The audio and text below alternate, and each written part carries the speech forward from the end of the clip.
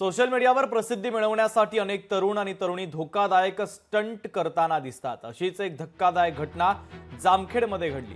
फाशीची रील बनवण्याच्या प्रयत्नामध्ये युवक प्रत्यक्षामध्ये फाशीत अडकून गेला। यावेळेस रील काढणाऱ्यानं सामाजिक कार्यकर्ते कोठारी यांना वेळीच संपर्क केल्यानं त्याचा जीव सुदैवाने वाचला। प्रकाश भीम बुडा असं या युवकाचं नाव आहे।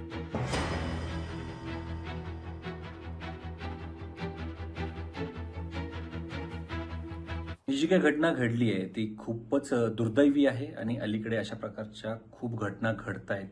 ही एक चिंतेची बाब सुद्धा आहे।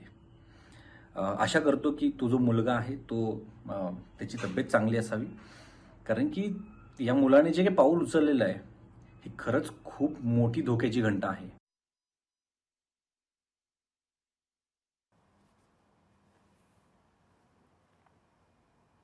त्याला मेलं म्हणून तिथे लोकांनी घोषित केलं होतं, परंतु मला पुन्हा फोन आला, थोडासा जीव आहे असं वाटतंय म्हणून मी ताबडतोब गेलो। माझी ॲम्ब्युलन्स घेऊन मी सदरची माहिती पोलीस निरीक्षक महेश पाटील यांना दिलेली आहे आणि मी त्या मुलाला माझ्या ॲम्ब्युलन्समध्ये फास्टमध्ये आणून प्रायव्हेट दवाखान्यात दाखल केलं आहे आणि त्याचं प्राण वाचलेले आहे। तो आता व्यवस्थित आहे, त्याला आता दवाखान्यात ॲडमिट केलेले आहे।